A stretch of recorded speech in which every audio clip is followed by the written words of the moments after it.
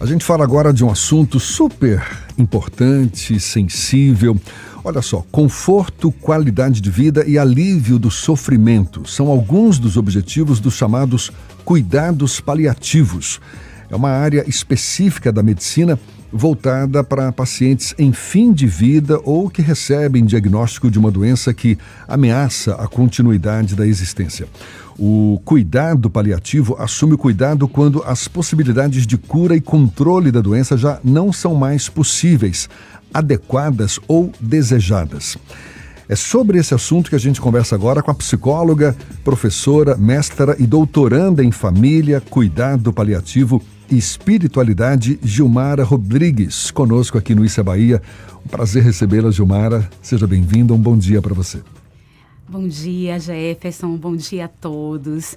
É uma alegria muito grande para mim estar aqui com vocês nessa manhã e falar, como você pontuou, de um assunto tão sensível e que faz parte da nossa existência, da nossa vida, porque o cuidado paliativo, ele fala de um cuidado que em algum momento da nossa vida nós vamos precisar, ou quem também nós amamos vai também precisar desse cuidado para ter um controle adequado do sofrimento, e das dores que chegam, com todo o processo de uma doença que ameaça a vida e que faz a gente, inclusive, repensar toda essa rota de todos os dramas dessa existência que a doença traz para a gente. Só para ficar bem claro, assim, em termos práticos, como é que o cuidado paliativo se diferencia de outros tipos de tratamentos médicos?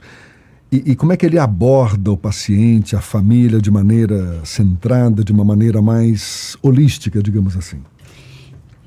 Então, é bem importante a gente pensar sobre isso, que o cuidado paliativo, ele tem uma preocupação em olhar para essas dimensões totais do ser humano, Então, olhar para a condição do sofrimento físico, mas também olhar para todas as outras dimensões sociais que envolvem aí a família, os laços, os vínculos, Compreender um pouco sobre essa dimensão da espiritualidade do paciente, quais são os valores, a religiosidade, os recursos que ele tem, para lidar com todo o sofrimento existencial, o olhar para a dimensão psíquica e emocional do paciente. Então, assim, é um cuidado que, no momento que o paciente ele é abordado, por uma equipe que vai ter aí uma multiprofissionais que estão com cada um com o seu saber para contribuir no alívio do sofrimento, e o quanto mais precoce, melhor, para que a gente possa, inclusive, na intervenção precoce do sofrimento, evitar que ele ganhe uma dimensão muito maior. A gente consegue ter um controle melhor e uma qualidade de vida. A gente vai construindo um plano de cuidados de forma integrada com vários profissionais para que cada área que o paciente traz como sofrimento possa ser avaliado e possa ser conduzido. E como a gente sabe que o núcleo do cuidado não é apenas o paciente, mas a sua família está também em sofrimento, nós abordamos essa família, assim como nós escutamos o paciente, assim como nós ouvimos a sua história com as suas memórias, seus desejos, suas dores, seus lutos, suas perdas, nós também damos a voz para que a família também possa ter essa liberdade de expressar seus sofrimentos, suas histórias, seus laços, E precocemente a gente vai intervindo nos processos de luto, que já vai sendo vivido de forma antecipada, por todas as perdas simbólicas que o paciente vai ali vivendo, às vezes reais também, as limitações que a doença vai trazendo. E aí a gente vai conduzindo de forma muito digna esse cuidado que é atravessado pelos valores que cada um tem. A senhora fala de uma equipe multidisciplinar. Uma equipe multidisciplinar. Que dá esse apoio, esse suporte à família. Não só ao paciente, mas aos seus familiares também. Exato. Isso antes e após a morte do paciente também? Após a morte do paciente, a gente também faz um momento que a gente retorna. Por exemplo, na atenção domiciliar, onde eu trabalho, a gente retorna ao domicílio para estar com essa família. para também ter esse momento, né, após a partida, da gente dar esse espaço de partilha, né, de compartilhamento dos sentimentos, das emoções, também das dores que a gente foi trabalhando ao longo do processo, mas que com a finitude também a gente faz aquele fechamento. Eu né? fico aqui imaginando, é um privilégio, não é, para a família, para o próprio paciente, receber esse tipo de abordagem, de cuidado. E é comum isso? Em que situações isso ocorre com mais frequência? Eu falo, isso está presente nos hospitais ou é algo que tem que ser contratado pela própria família? Explica um pouco melhor, porque, de fato, muito bem-vindo, não é, esse tipo de abordagem para quem está, de certa forma, já sem muitas perspectivas de continuidade de vida, não é? Exato, Jefferson. Eu trabalhei 13 anos no Hospital Santa Isabel e desde 2017 lá, por exemplo, né, no Santa Isabel, é a primeira unidade SUS de cuidado paliativo. Então, todos os pacientes, né, SUS, especialmente os pacientes oncológicos, porque são os pacientes que geralmente, né, o cuidado paliativo foi mais sendo proposto como uma abordagem, né, de tratamento para somar ao tratamento convencional. Então, assim, esse cuidado de uma equipe, né, está disponível para olhar para esse paciente como um todo e poder auxiliá-lo, né, em suas decisões de fim de vida, em seu processo, né, de construção daquilo que ele reconhece como o que pode gerar mais vida aos seus dias, né? Então, assim, isso nasceu aqui em Salvador, no SUS, né? Nessa equipe de cuidado paliativo do Santa Isabel, e que hoje a gente tem hospitais Cardiopulmonar, Aliança e tantos outros que também tem essa equipe de paliação.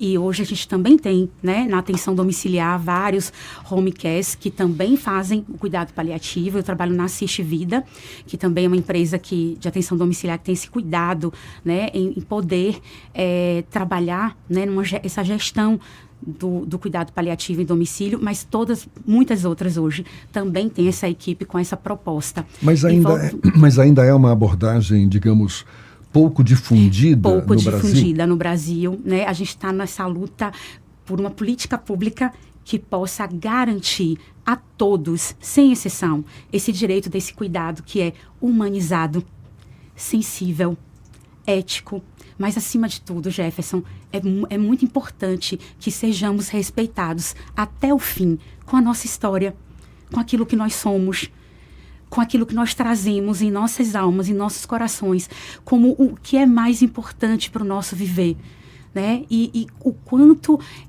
esses valores mais pessoais sejam respeitados e cuidados por uma equipe que olhe para a gente não como portador de doença, mas como seres humanos, né, habitados por essa alma tão cheia de marcas, né, que constrói a nossa identidade como sujeitos humanos, né, com um legado de afetos, de amor e de tantas coisas mais. Imagino. O Ernesto quer fazer uma pergunta também.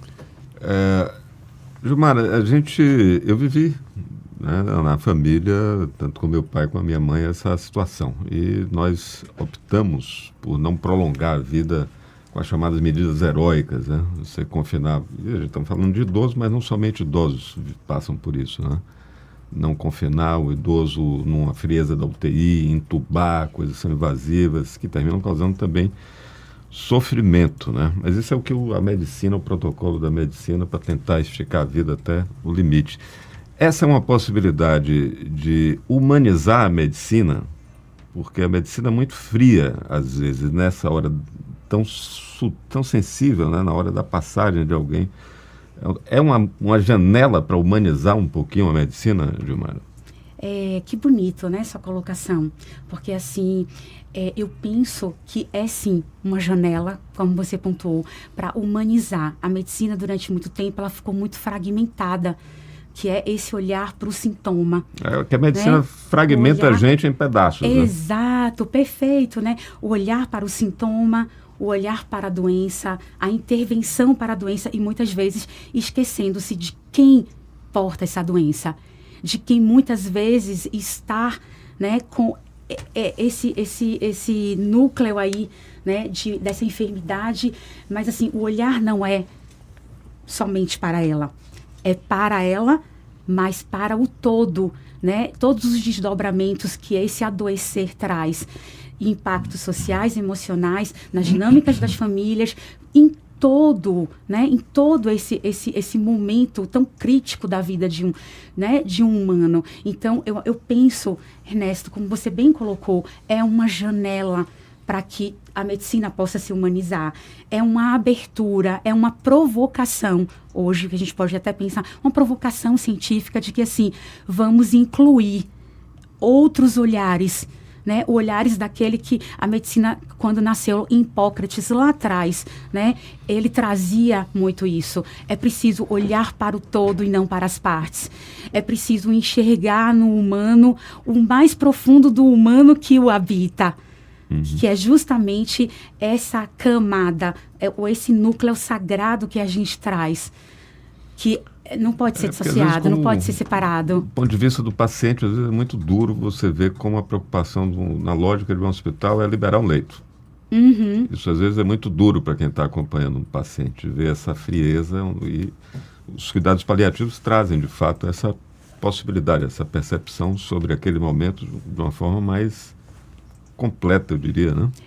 Eu acho que essa palavra que você traz, né, que assim, a intenção da gente é olhar para esse todo no cuidado, e eu penso que isso acaba despertando, né, quando a família, quando o paciente compreende, né, esse tipo de cuidado, quando a equipe também envolvida, né, na oferta dos seus saberes para melhorar a condição ou atenuar aquele sofrimento, eu penso que isso é um despertar de esperanças. Levando em conta a individualidade de cada paciente, as suas próprias crenças, que tipo de dificuldade que essa equipe enfrenta, uma vez que a abordagem leva em conta também, não é, o alívio dos sintomas não só físicos, mas aspectos emocionais, sociais, espirituais também, não? Há casos em que a própria família resiste a esse tipo de abordagem? Geralmente, quando não conhece a abordagem, a palavra ainda paliativo, muitas vezes ela é distorcida, né, e associada a um não fazer, ou algo que é da ordem de um pequeno fazer, né, ou, infelizmente, né, uma gambiarra, porque é paliativo. Então, são distorções do termo, quando, na verdade, o paliativo diz respeito a um manto de proteção. Vem da palavra manto, que é proteger, zelar, né, cuidar, promover de alguma forma um abrigo, acolher aquela alma que está ali sofrida. Então, se a gente compreendesse essa terminologia, né, talvez, né, no nosso país, inclusive, a gente quebrasse um pouco mais esses preconceitos do que está associado, né, o cuidado paliativo, que algumas famílias a gente precisa desconstruir isso. E tem, inclusive, profissionais da área de saúde, de todas, enfim, que também não reforçam sobre esse tipo de cuidado, porque eles também precisam desconstruir dentro deles o que eles entendem sobre esse tipo de cuidado, porque também associam a essa condição distorcida da palavra, né? O cuidado paliativo é um cuidado que a gente poderia dizer que é um cuidado muito digno a ser ofertado. E deixa eu te perguntar também, Gilmar, até para a gente encerrar, estamos falando aqui dos cuidados paliativos para pacientes que já estejam no seu fim de vida, e como é que fica a cabeça dos profissionais que lidam com esse tipo de situação? Porque, penso, não é fácil, não é, lidar com o drama alheio, com o sentimento de quem está ali perdendo um ente querido, ou o próprio paciente sabendo que está no fim da vida. Você falou numa equipe multidisciplinar, você é psicóloga, mas como é que cuida da cabeça dos cuidadores, desses profissionais que estão ali exercendo esse cuidado todo? Excelente sua pontuação. Primeira coisa que, assim, hoje, né, o cuidado paliativo pode ser para o paciente, é indicado para o paciente de fim de vida, mas também pode ser indicado para paciente que não esteja em fim de vida, mas ele apenas tenha recebido um diagnóstico de uma doença ameaçadora da vida. Uma doença crônica, né, de uma permanência aí, onde precisa lidar com muitos sintomas difíceis de controle da dor, né, e muitos outros. O grande desafio é no fim de vida, né? Porque aí, sim, engloba a equipe como um todo em mais atenção, né? Em mais ofertas de cuidados. E por isso é muito importante, Jefferson, que os profissionais da área da saúde, especialmente os que estão lidando com pacientes críticos, né? Ou em fim de vida, eles possam ter o seu autocuidado, né? Hoje a gente fala muito de saúde mental, hoje a gente fala muito de autocuidado voltado, por exemplo, para melhoria na alimentação, qualidade do sono, tudo isso é muito importante. Mas eu penso que o ponto primeiro é a gente ter o cuidado interno com as nossas emoções, os nossos sentimentos, a gente reconhecer os nossos limites, perceber quando a gente ultrapassa eles e a gente poder se resgatar sempre, né, cuidando daquilo que é caro às nossas almas, que é o nosso bem-estar, da gente poder estar inteiro para cuidar do outro. E inteiro não é estar todos os dias, né, nesse modelo que a gente criou, né, de um bem-estar, de uma felicidade plena. Não se trata disso, mas é da gente poder ter minimamente todas as condições da gente usar os nossos dons, usar o nosso coração, usar os nossos ouvidos para escutar as dores, para poder ofertar um pouco das nossas habilidades para amenizar aquilo que é mais doído no outro. E também ser beneficiado por aquilo que a gente recebe, porque a gente também recebe muito. Imagino. Muito. Imagino. Em aprendizados, né? Em ampliações sobre os olhares da vida, a gente recebe muito. Um aprendizado profundíssimo esse deve ser.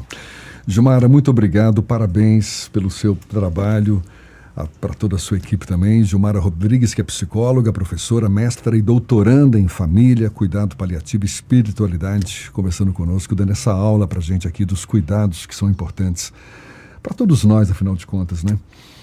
Muito bom, parabéns, bom dia e até uma próxima, então. Até uma próxima, muito obrigada, e que a gente possa usufruir melhor desse tempo da nossa existência para a gente poder realizar, né, os nossos pequenos sonhos, que a gente possa desfrutar das pequenas alegrias de todos os dias desse existir e que não falte no nosso coração, nem na nossa cabeça, esse olhar todos os dias, né, para as estrelinhas do céu, né, para a beleza que está numa árvore, nas flores, nas coisas mais simples, mas que acessam, né, e que dão para a gente a mensagem de que vale a pena a gente viver. E que mesmo quando a gente for em algum momento atravessado por uma doença, ainda vale a pena estar aqui. Se a gente descobrir todos esses significados sensíveis e profundos que fazem parte dessa condição de vida. Falou Obrigada. tudo. Valeu, muito obrigado. Obrigada a vocês. 8h57 agora.